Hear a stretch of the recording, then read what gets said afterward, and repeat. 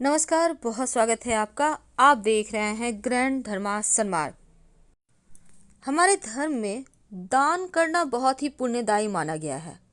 दान करने से न केवल ईश्वर का आशीर्वाद मिलता है बल्कि घर में सुख शांति आती है। जिस भी व्यक्ति को आप दान करते हैं वो व्यक्ति अगर गरीब हो, लाचार हो और उनकी ज़रूरत के अनुसार उन्हें दान करे तो वो ज़्यादा शुभ फल देता है। पर कभी ऐसे व्यक्ति को दान ना करें जो संपन्न हो, जिन्हें उन चीज़ों की आवश्यकता नहीं, क्योंकि दान का मतलब है असमर्थ लोगों की सहायता करना, ज़रूरतमंद लोगों की मदद करना। हालांकि ये मानव जीवन का सबसे बड़ा कार्य भी है, लेकिन कुछ दान ऐसे होते हैं जिसे आप दान कर दें तो लाभ की जगह नुकसान हो जाता है।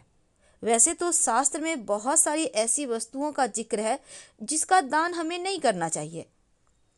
अगर हम पुराणों की माने तो गरुड़ पुराण हो या पद्म पुराण हो, उसमें कहा गया है कि बर्तन का दान करना सबसे शुभ होता है, लेकिन ये भी कहा गया है कि दान जो व्यक्ति योग्य हो उसी को करे, वरना इस दान का आपको फल नहीं मिलता। तो दान हमेशा योग्य व्यक्तियों को ही करे तो उत्तम है, जिसका वो उपयोग करे।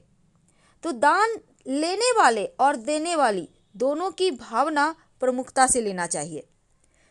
तो सबसे पहला स्थान आता है झाड़ू का। झाड़ू जो घर की दरिद्रता रूपी परेशानी को दूर करता है, घर में लक्ष्मी लाता है, बरकत लाता है, सुकून लाता है। इसलिए अक्सर आपने देखा होगा लोग धनतेरस के अवसर पर झाड़ू जरूर खरीदते हैं, क्योंकि ये सुख समृद्धि से जुड़ा है। लेकिन झाड़ू को हमेशा छुपा कर रखना चाहिए और किसी को झाड़ू दान भूल कर भी ना दें, चाहे वो सुबह हो, दोपहर हो और रात में तो और नहीं, क्योंकि मान्यता है इससे बरकत चली जाती है, लक्ष्मी रूठ जाती है। हाँ, आप किसी पास के मंदिर में नए झाड़ू से झाड़ू लगाकर वहीं पर छोड़कर आ सकते हैं, पर किसी व्यक्ति विशेष को नया या पुराना कोई भी झाड़ू दान मत कीजिएगा। पुराना झाड़ू घर से बाहर निकाल कर आप साइड कर सकते हैं, लेकिन किसी विशेष व्यक्ति को मत दें। अब जैसे माँ लक्ष्मी की तस्वीर है, गणेश जी की तस्वीर है, मूर्ति है, प्रतिमा है, भगवान की तस्वीर प्रतिमा लोग गिफ्ट में लोगों को देते हैं, मत दीजिए।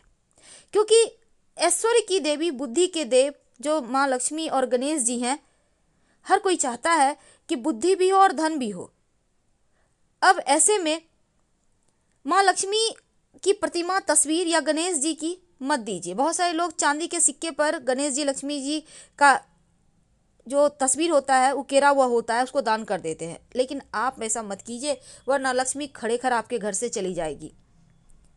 अब देखिए, कई बार वस्त्र दान करना सबसे, वैसे शास्त्र में माना गया है अच्छा, लोग कंबल दान करते हैं, वस्त्र दान करते हैं, लेकिन क्या आपको पता है कुछ लोगों को वस्त्र दान करना ही नहीं चाहिए।